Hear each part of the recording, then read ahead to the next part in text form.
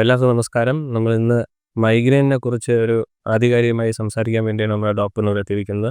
Doctor Yadukrishnan. Doctor Yadukrishnan വൈമോർ medical കോളേജിലെ forensic medicine associate പ്രൊഫസറും അമ്മ ഹോമിയോപ്പതി ക്ലിനിക് ഫീൽഡിലെ സീനിയർ കൺസൾട്ടൻറ്റുമാണ്. നമസ്കാരം ഡോക്ടർ. നമസ്കാരം. എന്താണ് ഡോക്ടർ മൈഗ്രെയിൻ എന്ന് പറയുന്നത്? മൈഗ്രെയിൻ എന്ന് പറയുന്നത് ഒരു ന്യൂറോളജിക്കൽ അവസ്ഥയാണ് ശരിക്കും. മൈഗ്രെയിൻ നമ്മൾ പല രീതിയിലുള്ള പേരുകൾ കേട്ടിട്ടുണ്ട്. ചെന്നിക്കുത്തെന്നും പൊടിഞ്ഞിന്നൊക്കെയുള്ള കോമൺ ആയിട്ടുള്ള പേരിലാണ് മൈഗ്രെയിൻ അറിയപ്പെടുന്നത്. പക്ഷേ കോമൺ ആയിട്ട് ഈ മൈഗ്രെയിൻ എന്ന് പറയുന്ന അസുഖത്തിൻ്റെ ഏറ്റവും പ്രധാനപ്പെട്ട ലക്ഷണമായി കാണിക്കുന്നത് തലവേദനയാണ്. തലവേദനയുടെ പ്രത്യേകത ഏതെങ്കിലും തലയുടെ ഒരു സൈഡിൽ, ഒന്നുകിൽ വലത് സൈഡിൽ അല്ലെങ്കിൽ ഇടത് സൈഡ് ആയിട്ടായിരിക്കും ഈ വേദനയുടെ അതികാഠിന്യമായ വേദന ആയിട്ടായിരിക്കും പേഷ്യൻ്റ് നമ്മുടെ മുമ്പിൽ വരുന്നത്. അത് ഇന്ന ഏജ് ഗ്രൂപ്പ് എന്നുള്ളതല്ല, ഏത് ഏജ് ഗ്രൂപ്പിനകത്ത് വളരെ കുഞ്ഞു കുട്ടികൾ മുതൽ പ്രായമായ ആൾക്കാരിൽ വരെ ഈ ഒരു അവസ്ഥ ഉണ്ടാകുന്നുണ്ട്. ഇതൊരു ന്യൂറോളജിക്കൽ ഡിസീസിൻ്റെ ഭാഗമായിട്ടുണ്ടാകുന്ന ഒരു അസുഖം കൂടെയാണ്, ഒരു അവസ്ഥയാണത്. തലവേദനയാണല്ലോ ഇതിൻ്റെ പ്രധാന ലക്ഷണം എന്ന് പറയുന്നത്. അപ്പം ഒരു രോഗിക്ക് എങ്ങനെ അതൊരു മൈഗ്രെയിൻ ആണെന്ന് തിരിച്ചറിയാൻ കഴിയും? കാരണം പല രോഗികൾക്കും നമുക്കറിയാൻ കഴിയും മൈഗ്രെയിൻ തിരിച്ചറിയാത്ത ഒരു ധാരാളം ആൾക്കാരുണ്ട്. തലവേദനയായിട്ട് മാത്രം കൺസിഡർ ചെയ്യുന്നുണ്ട്. അപ്പം എങ്ങനെ അതൊരു മൈഗ്രെയിൻ ആണെന്ന് നമുക്ക് തിരിച്ചറിയാൻ കഴിയും? ചോദ്യം പ്രസക്തമാണ്. അതായത് തലവേദന, പല രീതിയിലുള്ള തലവേദനകളുണ്ടാവും. ആ തലവേദനയിൽ മൈഗ്രെയിൻ എങ്ങനെ തിരിച്ചറിയുക എന്നുള്ളതാണ് ഏറ്റവും പ്രാധാന്യമായിട്ടുള്ളത്. ഈ നേരത്തെ പറഞ്ഞതുപോലെ തന്നെ ഇതൊരു ന്യൂറോളജിക്കൽ അവസ്ഥയാണ്. അപ്പം അതൊരു രോഗത്തിനേക്കാൾ രോഗിയുടെ ഒരു അവസ്ഥയായിട്ട് വേണം നമ്മൾ കൺസിഡർ ചെയ്യേണ്ടത്. അതിൻ്റെ സിംറ്റംസ് എന്ന് പറയുമ്പോൾ ഏറ്റവും പ്രധാനം തലവേദന അതികാഠിന്യമായത്, അതും തലയുടെ ഒരു വശത്തായിട്ട് വരിക എന്നുള്ളതാണ് പേഷ്യൻ്റ് കാണിക്കുന്നത്. ഇതിനു മുമ്പ് പേഷ്യൻറ്റിലും ചില മറ്റ് ഓറ എന്ന് പറയുന്ന ഒരു പ്രീ സിംറ്റമറ്റോളജിക്കൽ ആയിട്ടുള്ള ഒരു അവസ്ഥ കാണിക്കാറുണ്ട്. അതായത് മൈഗ്രെയിൻ എന്ന് പറയുന്ന അവസ്ഥയിലേക്ക് വരുന്നതിന് മുമ്പ് ഉള്ള ഒരവസ്ഥ. അത് വരുമ്പോൾ തന്നെ ആ പേഷ്യൻറ്റിന് അറിയാൻ സാധിക്കും എനിക്കിനി അടുത്ത് കാഠിന്യമുള്ള തലവേദനയിലേക്കാണ് പോകുന്നതെന്ന്. അപ്പോൾ മൈഗ്രെയിൻ്റെ ആ ഓറ ആയിട്ടുള്ള സിംറ്റംസ് എന്താണെന്നുള്ളത് ഞാൻ ആദ്യം പറയാം. അതായത് നമുക്ക് കണ്ണിൽ പെട്ടെന്നൊരു കാഴ്ചശക്തി കുറയുന്നത് പോലെ തോന്നുക, അല്ലെങ്കിൽ കണ്ണിന് ഒരു കൊള്ളിയാൻ പോകുന്ന കണക്കൊരു ഒരു വെളിച്ചം പോവുക, അല്ലെങ്കിൽ നിറങ്ങൾ കാണുക, അല്ലെങ്കിൽ കാലഡോസ്കോപ്പിക്കലായിട്ടുള്ള ചില ഇമേജസ് കണ്ണിന് മുന്നിൽ പ്രത്യക്ഷപ്പെടുക, പെട്ടെന്നുള്ളൊരു ക്ഷീണം അനുഭവപ്പെടുക, മയക്കം അനുഭവപ്പെടുക, ഇങ്ങനെയൊക്കെയുള്ള ചെറിയ സിംറ്റംസ് ഉണ്ടായെന്നിരിക്കാം. അതുപോലെ നമ്മുടെ ആ പെരുമാറ്റത്തിനകത്തൊക്കെ ഉണ്ടാകുന്ന ചെറിയ പിരിമുറുക്കങ്ങൾ അനുഭവപ്പെടുക. ഇതുപോലത്തെ അവസ്ഥകൾ ഉണ്ടാകുമ്പോഴേക്കും സ്വാഭാവികമായി മനസ്സിലാക്കുക അതൊരു ഓറ ലൈക്ക് സിംറ്റംസ് എന്നുള്ളതാണ്.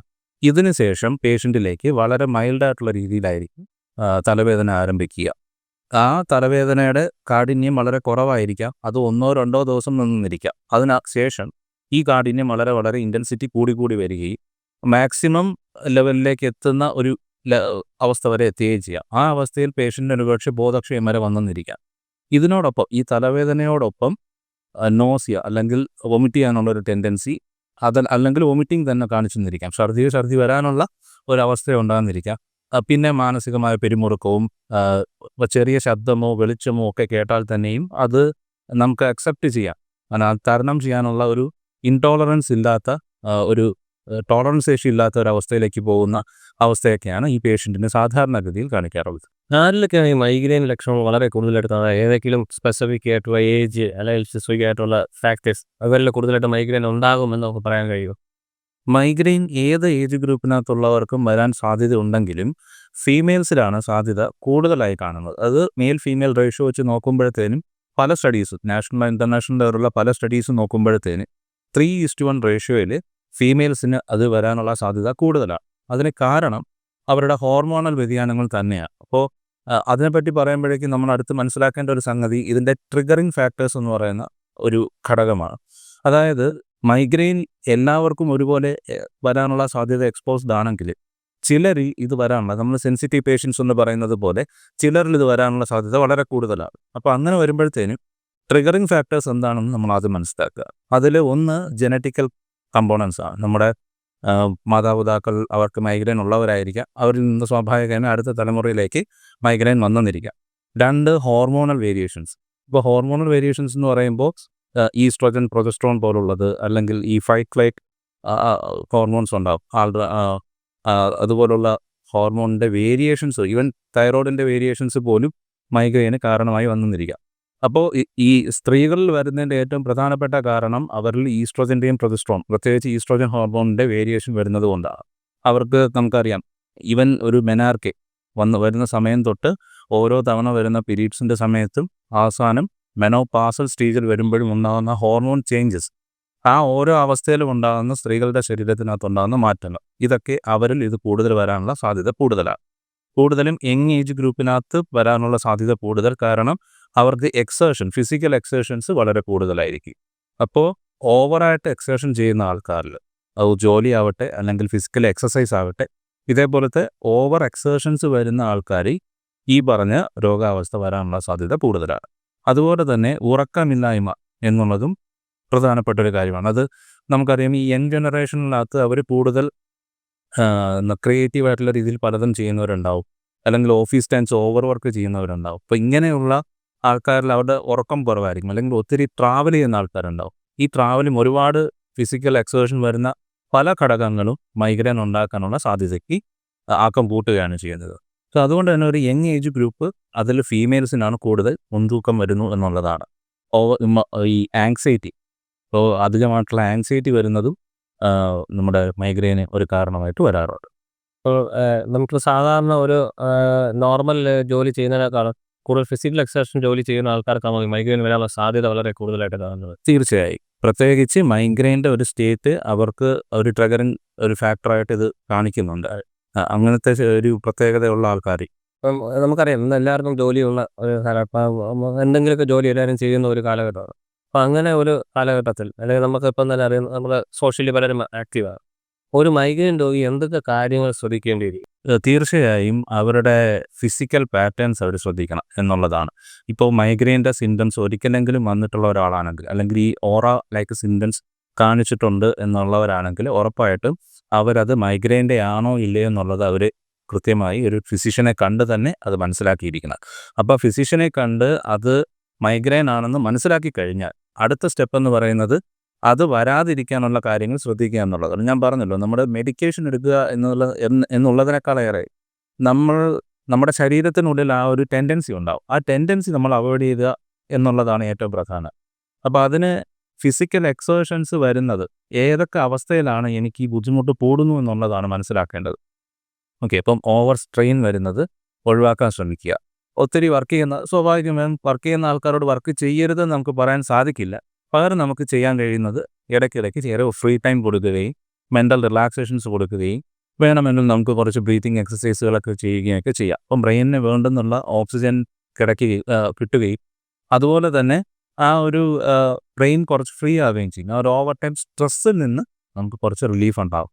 അപ്പോൾ ആ ഒരു റിലീഫ് ഏറ്റവും പ്രധാനപ്പെട്ട ഒരു ഘടകമാണ്. 2, കൃത്യമായ ഭക്ഷണശീലം. അത് ആവശ്യത്തിനുള്ള ഭക്ഷണം കൃത്യമായ സമയത്ത് കൃത്യമായ അളവിൽ കിട്ടുക എന്നുള്ളതാണ്.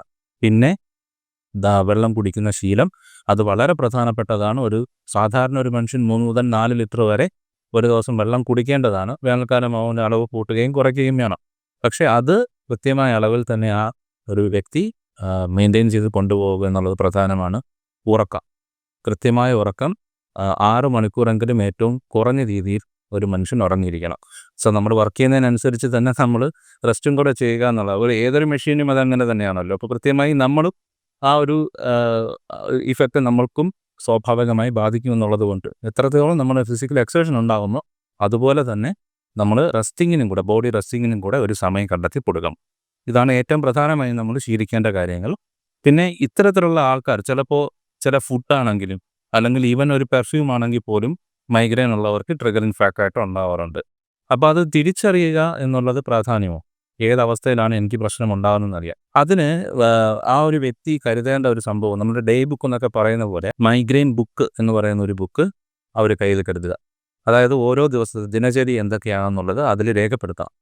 അപ്പോൾ ഞാൻ ഇന്നത്തെ ദിവസം രാവിലെ എഴുന്നേൽക്കുന്ന സമയം തൊട്ട്, അല്ലെങ്കിൽ ഞാൻ രാവിലെ എഴുന്നേൽക്കുമ്പോൾ എനിക്കുണ്ടാകുന്ന അനുഭവം തൊട്ട് അങ്ങോട്ടുള്ള എല്ലാ കാര്യങ്ങളും ഈ ബുക്കിൽ വിശദമായി രേഖപ്പെടുത്തിയിരിക്കണം.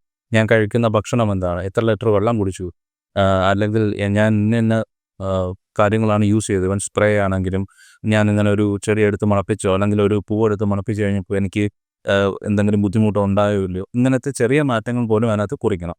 അത് നമ്മൾ പിന്നീട് ഒരിക്കൽ എടുത്ത് വെച്ച് വായിക്കും, അല്ലെങ്കിൽ ഒരു ഫിസിഷ്യൻ്റെ അടുത്ത് പോകുമ്പോഴത്തേനും ഈ ഡേ ബുക്കും കൂടെ വച്ചാൽ മാത്രമേ കൃത്യമായി ഇത് മൈഗ്രെയിൻ ആണോ ഇല്ലയോ എന്നത് പോലും തിരിച്ചറിയാൻ സാധിക്കുള്ളൂ എന്നുള്ളതാണ്. നമ്മുടെ ഈ വേൾഡ് വളരെ ഫാസ്റ്റാണ്. അപ്പം ഇത്രയും ഫാസ്റ്റായിട്ട് മൂവ് ചെയ്യുന്ന വേൾഡിൽ നമുക്ക് ഒരു ഡേ ബുക്ക് എഴുതി തയ്യാറാക്കാനുള്ള സമയം എല്ലാവർക്കും കിട്ടുമോ? അല്ലെങ്കിൽ അതിന് വേറെ എന്തെങ്കിലും ആൾട്ടർനേറ്റീവ് മെത്തേഡ്സ് ഉണ്ടെങ്കിൽ സജസ്റ്റ് ചെയ്യാൻ കഴിയും?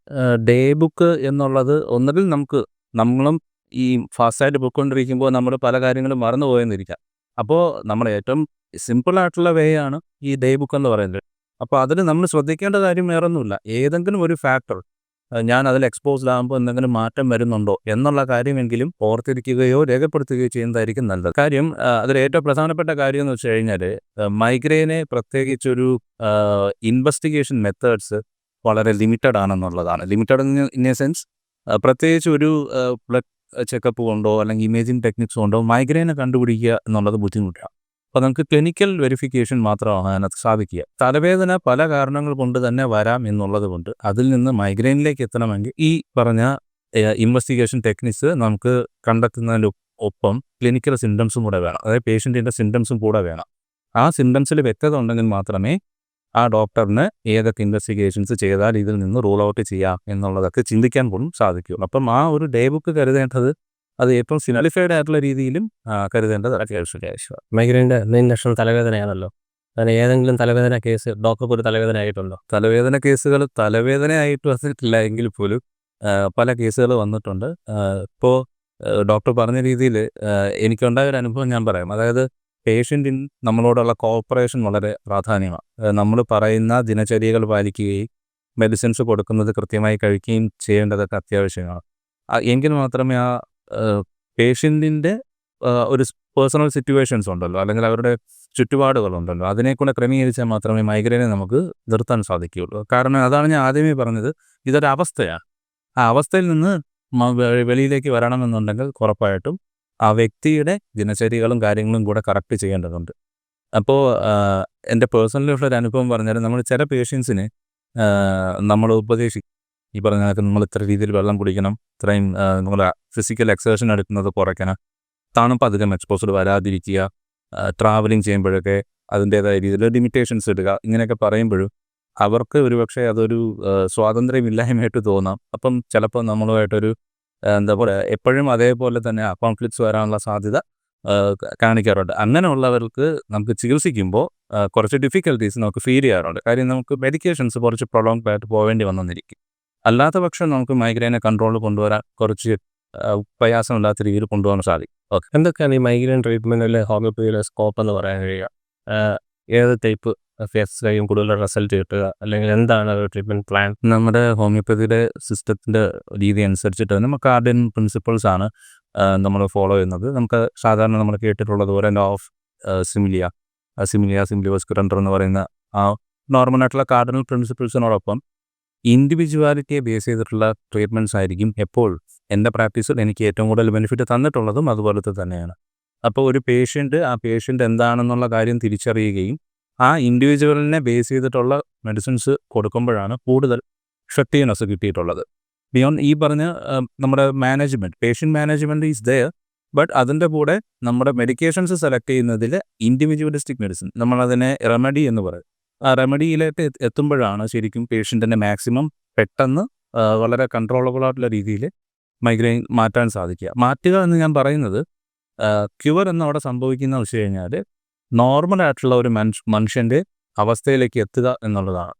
തിരിച്ച് തലവേദന വരില്ല എന്നോ അല്ലെങ്കിൽ മൈഗ്രെയിൻ്റെ ഈ പറഞ്ഞ ഓവർ സിംറ്റംസ് കാണിക്കില്ല എന്നൊന്നും ഞാൻ പറയുന്നില്ല. കാരണം അത് അവനിൽ ഇൻബിൽറ്റ് ആയിട്ടുള്ള ഒരു സംഗതിയാണ്. പക്ഷെ അത് റിപ്പീറ്റഡ് ആയിട്ട് വരുന്നത് ഒക്കെ ഒഴിവാക്കിക്കൊണ്ട് ഒരു നോർമൽ ലൈഫ് ആ പേഷ്യൻറ്റിന് കൊടുക്കാൻ സാധിക്കുക എന്നുള്ളത് തന്നെ ട്രീറ്റ്മെൻറ്റിൻ്റെ ഏറ്റവും വലിയൊരു വിജയമാണ്. ഓക്കെ, അപ്പോൾ ഹോമിയോപ്പതിയിൽ ഉറപ്പായിട്ടും ഇൻഡിവിജ്വലൈസ്ഡ് മെഡിസിൻ അല്ലെങ്കിൽ റെമഡി നമ്മൾ ആ പേഷ്യൻറ്റിൽ കൊടുത്തുകൊണ്ട് ട്രീറ്റ്മെൻറ്റ് ചെയ്യുകയും പേഷ്യൻ്റ് നമ്മളോട് സഹകരിച്ചുകൊണ്ട് അവരുടെ പേഷ്യൻ്റ് മാനേജ്മെൻറ്റ് സൈഡിൽ അവർ ഓക്കെ ആണെന്നുണ്ടെങ്കിൽ ഉറപ്പായിട്ടും നമുക്ക് മെഡിസിൻസ് കൊടുത്ത് മാറ്റാവുന്നതാണ്. ഇപ്പോൾ തന്നെ ഹോമിയോപ്പതിയിൽ നോക്കുകയാണെങ്കിൽ നമുക്ക് സ്പെസിഫിക് മൈഗ്രെയിൻ മെഡിസിൻസ് അവൈലബിൾ ആണ്.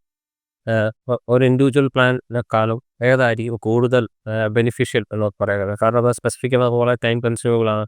ഒരു പേഷ്യൻറ്റ് വളരെ പെട്ടെന്ന് അഡ്മിനിസ്ട്രേറ്റ് ചെയ്യാൻ കഴിയും. ഡോസ് മെയിൻറ്റെയിൻ ചെയ്യാൻ വളരെ ഈസിയാണ്. സ്പെസിഫിക് ആണോ അതോ ഇൻഡിവിജ്വൽ മെഡിസിൻസ് ആണോ കുറച്ചുകൂടി മോർ എഫക്റ്റീവ് ആൻഡ് മോർ കുറച്ച് സ്യൂട്ടബിൾ ആയിട്ട് തോന്നിക്കുന്നത്? എൻ്റെ അനുഭവത്തിനകത്ത് എനിക്ക് ഞാൻ പറഞ്ഞതുപോലെ ഇൻഡിവിജ്വലിസ്റ്റിക് മെഡിസിൻ തന്നെയാണ് ഏറ്റവും ഫാസ്റ്റ് ഇഫക്റ്റ് എനിക്ക് തന്നിട്ടുള്ളത്. അപ്പം നമുക്ക് ചില മെഡിസിൻസ് വേണമെങ്കിൽ പറയാം. ഇപ്പോൾ ഹോമിയോപ്പതി തന്നെ റൈറ്റ് സൈഡഡ് മെഡിസിൻസ് അല്ലെങ്കിൽ റൈറ്റ് സൈഡിൽ എഫക്റ്റ് ചെയ്യുന്ന മെഡിസിൻസ് അല്ലെങ്കിൽ തലവേദനയ്ക്ക് മാത്രം യൂസ് ചെയ്യാൻ പറ്റുന്ന ചില മെഡിസിൻസ് എന്നിങ്ങനെ പല രീതിയിലുള്ള മെഡിസിൻസ് ഉണ്ടെങ്കിൽ പോലും അത് എല്ലായ്പ്പോഴും എല്ലാ ഇൻഡിവിജ്വലിനും ഒരുപോലെ ആക്ട് ചെയ്യണമെന്നില്ല. അതാണ് ഞാൻ ഇൻഡിവിജ്വലൈസേഷൻ്റെ പ്രത്യേകത. ഹോമിയോപ്പതിയിലെ ഇൻഡിവിജ്വലൈസേഷൻ്റെ പ്രത്യേകത അതാണ്. ഈ മെഡിസിൻസ് രോഗിയുടെ ജീവിത ശൈലിയും അല്ലെങ്കിൽ മാനസികസ്ഥിതിയും എല്ലാത്തെയും കൃത്യമായി ബാധിക്കുന്നുണ്ടായിരിക്കുമല്ലോ. ഓക്കെ. അപ്പോൾ എങ്ങനെയായിരിക്കും ഒരു ടോട്ടൽ ലൈഫ് ഹാബിറ്റ്സിൽ ജീവിത രീതിയെ ഹോമിയോപ്പതി മെഡിസിൻ ഇമ്പാക്ട് ചെയ്യുക? അതായത് ഇപ്പോൾ ഞാൻ പറഞ്ഞല്ലോ, ഇപ്പോൾ ആൻസൈറ്റി അല്ലെങ്കിൽ സ്ട്രെസ് ഫാക്ടേഴ്സ് അങ്ങനെയുള്ള കണ്ടീഷൻസിനെ നമുക്ക് ഓവർകം ചെയ്യാനായിട്ട് നമ്മൾ ഹോമിയോപ്പതി മെഡിസിൻ കൊടുക്കുമ്പോൾ അത്തരത്തിലുള്ള കണ്ടീഷൻസ് ഓവറായിട്ട് ആൻസൈറ്റി ഉണ്ടാവുക, സ്ട്രെസ് ഉണ്ടാവുക, അമിതമായി കോപം അല്ലെങ്കിൽ ദേഷ്യം വരുന്ന ഒരു സിറ്റുവേഷൻസ് ഉണ്ടാവുക, അതിൽ നിന്നൊക്കെ മാറാൻ സാധിക്കും. അതുപോലെ ഇപ്പോൾ ഞാൻ ഫീമെയിൽസിൻ്റെ കാര്യം പറഞ്ഞപ്പോൾ അവർക്ക് ഈ പീരീഡ്സുമായിട്ട് റിലേറ്റ് ചെയ്തിട്ട് ബുദ്ധിമുട്ടുകൾ വരാറുണ്ട്. അപ്പം ആൾറെഡി ഡിസ്മെനോറിയ ഉള്ള അതുപോലത്തെ കണ്ടീഷൻസ് ഉള്ള ഒരാളിൽ മൈഗ്രെയിൻ്റെ സാധ്യത കൂടുതലാണ്. അപ്പോൾ നമുക്ക് ഡിസ്മെനോറിയ വരുന്ന കണ്ടീഷൻസിനെ പരമാവധി നമുക്ക് കുറയ്ക്കാൻ പറ്റും. ഓക്കെ. അല്ലെങ്കിൽ അപ്പോൾ മൈഗ്രെയിന് വരുന്ന ട്രിഗറിങ് ഫാക്ടറുകളെ നമുക്ക് റെഡ്യൂസ് ചെയ്യാനായിട്ട് സാധിക്കും. അപ്പം അത് ആ പേഷ്യൻറ്റിൻ്റെ ലൈഫ് സ്റ്റൈലിനെ തന്നെ നമുക്ക് നിയന്ത്രിച്ച് കൊണ്ടുപോകാൻ പറ്റുന്ന രീതിയിലേക്ക് നമുക്ക് എത്തിക്കാൻ സാധിക്കും എന്നുള്ളതാണ്. അപ്പോൾ പല പേഷ്യൻസും വരുമ്പോൾ തന്നെ ഈ സിംറ്റത്തിൻ്റെ വയലൻസി അത് വളരെ നമുക്ക് ട്രീറ്റ്മെൻറ്റിന് ഇഫക്റ്റീവ് ആവാറുണ്ട്. അതിൻ്റെ എത്ര ഇൻറ്റൻസിറ്റിയിലാണ് പേഷ്യൻ്റ് കാണിക്കുന്നത്, ഈ ഇൻറ്റൻസിറ്റി കൂടുമ്പോൾ പേഷ്യൻ്റ് കാണിക്കുന്ന വയലൻസ് എത്രമാത്രമാണ്. ചിലർ ഈ സാധനങ്ങൾ വലിച്ചെറിയുക, ഒന്നും കഴിക്കാണ്ട് കിടന്നുറങ്ങുക, അല്ലെങ്കിൽ തന്നെ പെട്ടെന്ന് തന്നെ ആരോട് എന്തെങ്കിലും ചോദിച്ചാൽ മതി പെട്ടെന്ന് ദേഷ്യപ്പെടുക, ദൂരെ ഏതെങ്കിലും എടുത്തൊരു സ്ഥലത്ത് സൗണ്ട് കേട്ടാൽ പോലും നമുക്ക് ഇവിടെ നിന്ന് ഭയങ്കരമായിട്ട് ദേഷ്യപ്പെടുക, ഇങ്ങനെയൊക്കെയുള്ള ഒരു വയലൻസ് സ്റ്റേറ്റ് ഉണ്ടാവും. ആ വയലൻസ് ചെയ്ത് വളരെ നോർമലൈസ് ചെയ്ത് ഒരു കാം ഡൗൺ സ്റ്റേറ്റിലേക്ക് കൊണ്ടുവരാൻ ഈ ഹോമിയോപ്പതിക് മെഡിസിൻസിന് സാധിക്കും എന്നുള്ളതാണ്. നമുക്കെന്നറിയാം, അപ്പം ട്രീറ്റ്മെൻറ്റ് ഓപ്ഷൻസിനെ കുറിച്ചുള്ള രോഗികൾ വളരെ അവെയറാണ്. അപ്പം അതുകൊണ്ട് തന്നെ ഹോമിയോ ട്രീറ്റ്മെൻറ്റ് മെത്തഡോളജികളെ കുറിച്ചും ഇവർ വളരെ അവെയർ ആയിട്ടുള്ള ആൾക്കാർ പലരും ഈ നമ്മുടെ കോൺസ്റ്റിറ്റ്യൂഷണൽ ട്രീറ്റ്മെൻറ്റ് അല്ലെങ്കിൽ കോൺസ്റ്റിറ്റ്യൂഷണൽ ട്രീറ്റ്മെൻറ്റ് ഉപയോഗിക്കുന്ന സമയത്ത് ഇതിനെക്കുറിച്ച് പലപ്പോഴും ഡൗട്ട് ചോദിക്കാറുണ്ട്. ഈ കോൺസ്റ്റിറ്റ്യൂഷണൽ ട്രീറ്റ്മെൻറ്റ് എടുത്ത് കഴിയുമ്പോൾ എൻ്റെ ബേസിക് കോൺസ്റ്റിറ്റ്യൂഷൻസിന് മാറ്റം വരുമോ, അല്ലെങ്കിൽ എൻ്റെ ടോട്ടൽ ചില ആൾക്കാർ ഈ ഞാൻ ഇത്തിരി കോപക്കാരനാണ് എന്ന് പറയുന്നതിൽ വളരെ സന്തോഷം കണ്ടെത്തുന്ന ആൾക്കാരാണ്. അല്ലെങ്കിൽ ഞാൻ കുറച്ച് അടിച്ചുപൊളിയാണ് എന്ന് പറയുന്നതിൽ ഇൻട്രസ്റ്റ് ആയിട്ടുള്ള ആൾക്കാരാണ്. അവർ ചോദിക്കുന്നൊരു ഡൗട്ടാണ് എൻ്റെ ഈ ബേസിക് ക്യാരക്ടറിന് ചേഞ്ച് വരുമോ എന്നൊരു ഡൗട്ട് പലപ്പോഴും ഉന്നയിക്കാറുണ്ട്. അതിനെക്കുറിച്ച് ഡോക്ടറുടെ അഭിപ്രായത്തെ? നമ്മൾ കോൺസ്റ്റിറ്റ്യൂഷണൽ ട്രീറ്റ്മെൻറ്റ് അല്ലെങ്കിൽ ഈ പറഞ്ഞ ഇൻഡിവിജ്വലൈസ്ഡ് ട്രീറ്റ്മെൻറ്റ് എന്നൊക്കെ പറയുമ്പോൾ അതിൻ്റെ ഒരു ബേസിക് ലക്ഷണം എന്ന് പറയുന്നത് നമ്മൾ ആ സിംറ്റംസ് കുറച്ചുകൂടെ ക്ലാരിറ്റി വരാനായിട്ടാണ് അത്തരം സിംറ്റംസ് നമ്മൾ യൂസ് ചെയ്യാറ്. അതായത് നമ്മളിപ്പോൾ ക്ലിനിക്കൽസ് ഉണ്ട്, പേഷ്യൻ്റ് കാണിക്കുന്ന നമ്മുടെ പത്തോളജിക്കലായിട്ടുള്ള ക്ലിനിക്കൽ സിംറ്റംസ്, ആ ക്ലിനിക്കൽ സിംറ്റത്തിനകത്തുള്ള ഇൻറ്റൻസിറ്റി കൂടുന്നുണ്ടോ ഇല്ലയോ എന്നുള്ളത് മനസ്സിലാക്കിക്കൊണ്ട് അതിനെ നമ്മുടെ അൺകോമൺ സിൻഡ്രോം എന്നുള്ള രീതിയിൽ നമ്മൾ വേർതിരിക്കാറുണ്ട്. അത്തരം അൺകോമൺ സിംറ്റംസ് അതേപോലെ ഈ പേഷ്യൻറ്റിൻ്റെ ആ സ്വഭാവം നിശ്ചയിക്കുന്നത് ഒരു മെഡിസിനിലോട്ട് എത്താനായിട്ടാണ്. അപ്പോൾ ഈ ക്ലിനിക്കൽ സിംറ്റംസ് കാണിക്കുന്ന ഒരു വ്യക്തി, അതിന് ചേരുന്ന ഒരു മെഡിസിൻ സിസ്റ്റം നമുക്ക് ഒരു മെഡിസിൻ നമ്മുടെ കയ്യിലുണ്ടാവും.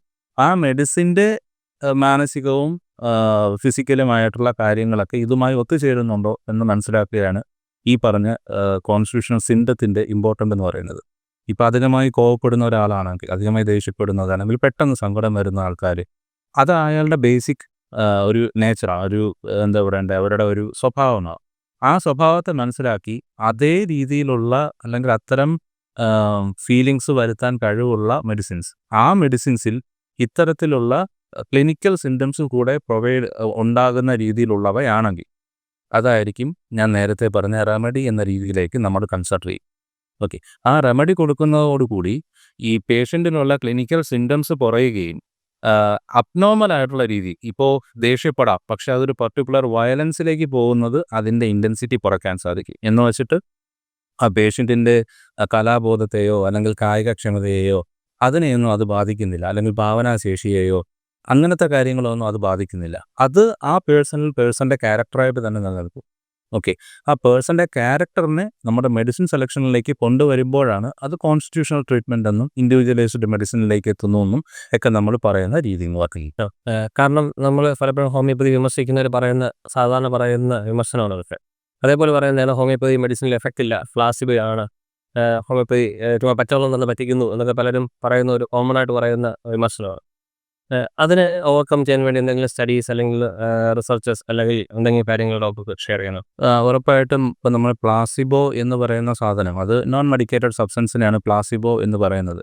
അത് ട്രീറ്റ്മെൻറ്റിൻ്റെ ഭാഗമായിട്ട്, അത് ഈവൻ ഹോമിയോപ്പതിയിലെന്ന് മാത്രമല്ല എല്ലാ മെഡിക്കൽ ശാസ്ത്രത്തിനകത്തും പ്ലാസിബോ യൂസ് ചെയ്യാറ്. പക്ഷെ അത് കോമൺ ആയിട്ട് നമ്മൾ കൊടുക്കുന്ന മെഡിസിൻസ് എന്ന് പറയുന്നത് ഇത്തരം പ്ലാസിബോയിൽ മെഡിസിൻസ് ആഡ് ചെയ്തിട്ടാണ് കൊടുക്കുന്നു.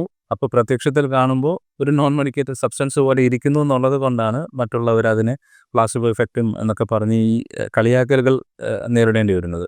പക്ഷേ പല സ്റ്റഡീസ് ഈ പറഞ്ഞ പോലെ പ്ലാസിബോ കൊടുത്തിട്ടും മെഡിസിൻ കൊടുത്തിട്ടുമുള്ള വൺ സൈഡഡ് ബ്ലൈൻഡ് സ്റ്റഡിയും ഡബിൾ ബ്ലൈൻഡ് സ്റ്റഡിയും ഒക്കെ നിലവിലിപ്പോൾ ഹോമിയോപ്പതി റിസർച്ച് മേഖലയിൽ ഉണ്ട്.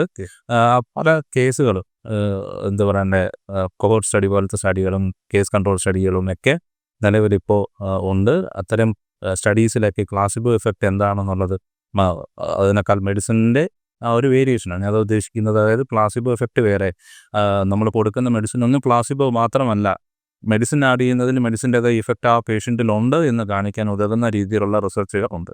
നമുക്ക് തന്നെ അറിയാം ഈ ഹോമിയോപ്പതി മെഡിസിന് രണ്ട് സൈഡും ഉണ്ട്. ചില ആൾക്കാർ പറയുമ്പോൾ ഹോമിയോപ്പതി മെഡിസിനിൽ വളരെ മോശം കണ്ടൻസ് ഉണ്ട്, ആഴ്സനിക് പോലത്തെ കണ്ടൻറ്റുകളുണ്ട്, പ്രത്യേകിച്ച് തലവേദന പോലത്തെ കോമൺ ഉപയോഗിക്കുന്ന മെഡിസിൻസാണ്. ഇതേപോലത്തെ ഹെവി മെറ്റൽ കണ്ടൻ്റ് ഉണ്ട്, അതുകൊണ്ട് ഉപയോഗിക്കരുത് എന്ന് ഈ സെയിം പറയുന്ന ആൾക്കാർ, പ്ലാസിബോ ആണെന്ന് പറയുന്ന ആൾക്കാർ തന്നെ പറയുന്നുണ്ട് ഹെവി മെറ്റൽ കണ്ടൻ്റ് ഉണ്ട്. ഇതിനെക്കുറിച്ച് ഹോമിയോപ്പതി ഈ മെഡിസിൻ പ്രിപ്പറേഷനെ കുറിച്ചും അല്ലെങ്കിൽ ഈ ഇതിനെക്കുറിച്ചും എന്താണ് ഡോക്ടറുടെ അഭിപ്രായം?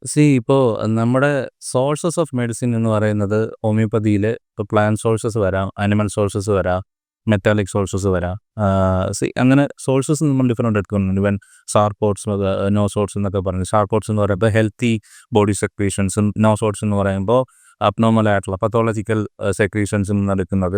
ഇങ്ങനെയുള്ള പല സോഴ്സസും നമ്മൾ മെഡിസിൻസ് എടുക്കുന്നുണ്ട്. അപ്പോൾ ഈ സോഴ്സസിൽ നിന്ന് എടുത്തിട്ട് ഇപ്പം ഒരു പോയിസൺ സബ്സ്റ്റൻസ് ആണെന്ന് നോക്കിയാൽ നമ്മൾ പറഞ്ഞ ആഴ്സനിക് ആൽബം തന്നെ പറയാം. ആഴ്സനിക് ആൽബത്തിനെന്ന് പറയുന്നത് ഒരു പോയിസണസ് സബ്സ്റ്റൻസ് ആണ് ഇൻ പർട്ടിക്കുലർ കെമിക്കൽ കോമ്പൗണ്ട്സ് നോക്കുമ്പോൾ.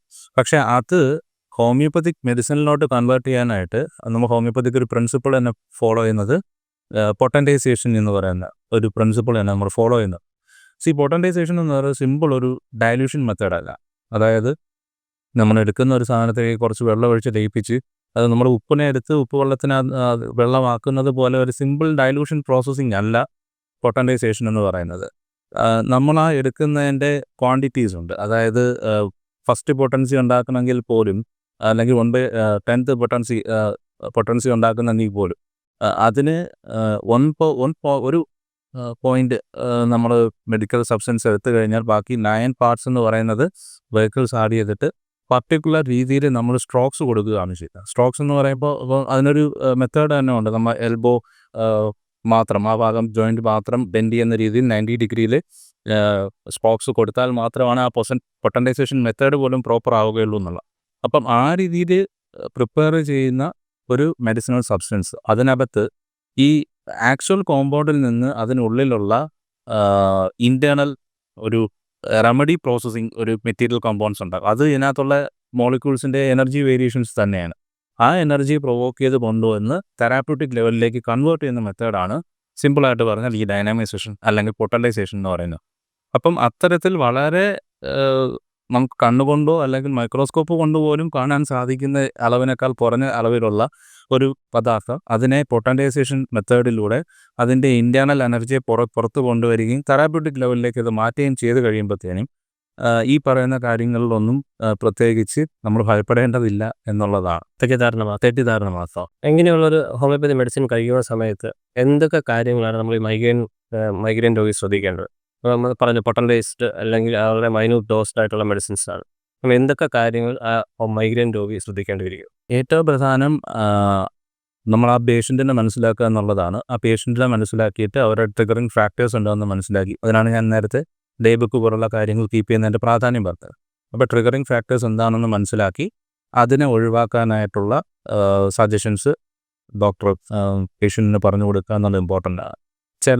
ഞാൻ പറഞ്ഞല്ലോ സ്പൈസസ് യൂസ് ചെയ്യുന്നത്, അല്ലെങ്കിൽ അതേപോലത്തെ മസാല പോലും അധികമായി യൂസ് ചെയ്യുന്നത്, ഈവൻ സോൾട്ടോ ഷുഗറോ അതിൻ്റെ അളവിൽ പർട്ടിക്കുലർ ലെവലിൽ കൂടിക്കഴിഞ്ഞാലും ട്രിഗറിങ് ഫാക്ടറായിട്ട് ആക്ട് ചെയ്യും. അപ്പോൾ അത്തരം കാര്യങ്ങൾ നമുക്ക് റെഡ്യൂസ് ചെയ്യുക.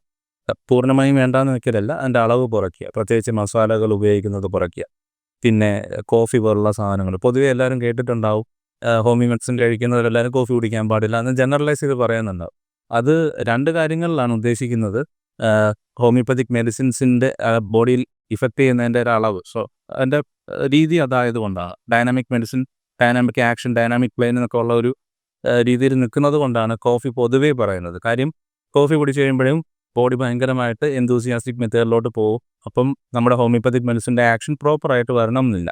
അതുകൊണ്ടാണ് കോഫി ജനറലൈസ് ചെയ്ത് പറയുന്നതെങ്കിൽ പോലും എല്ലാ കേസിലും അത് നിർബന്ധമില്ല എന്നുള്ളതാണ്. നമുക്ക് അതുപോലെ പിക്കിൾസ് കഴിക്കാൻ പാടില്ല എന്നൊക്കെ പറയുന്നത് കോമൺ ആയിട്ട് പറഞ്ഞു കേട്ടിട്ടുള്ളതാണ്. പക്ഷേ എല്ലാ കേസുകളിലും അത് വേണമെന്നില്ല. പക്ഷേ ഇൻ കേസ് ഓഫ് മൈഗ്രെയിൻ നോക്കുമ്പോൾ ഇത്തരത്തിലുള്ള ഫാക്ടേഴ്സ് ട്രിഗർ ചെയ്യാനുള്ള സാധ്യത കൂടുതലായതുകൊണ്ട് പഥ്യം എന്ന രീതിയിൽ ആ സബ്സ്റ്റൻസുകൾ ഒഴിവാക്കുക നന്നായിരിക്കും. അതുപോലെ സ്പ്രേ യൂസ് ചെയ്യുന്നതൊക്കെ നമുക്ക് കഴിവതും അവോയ്ഡ് ചെയ്യുന്നത് നന്നായിരിക്കും. റൂം സ്പ്രേസ് ആണെങ്കിലും ഒക്കെ ആ രീതിയിൽ മാറ്റുക.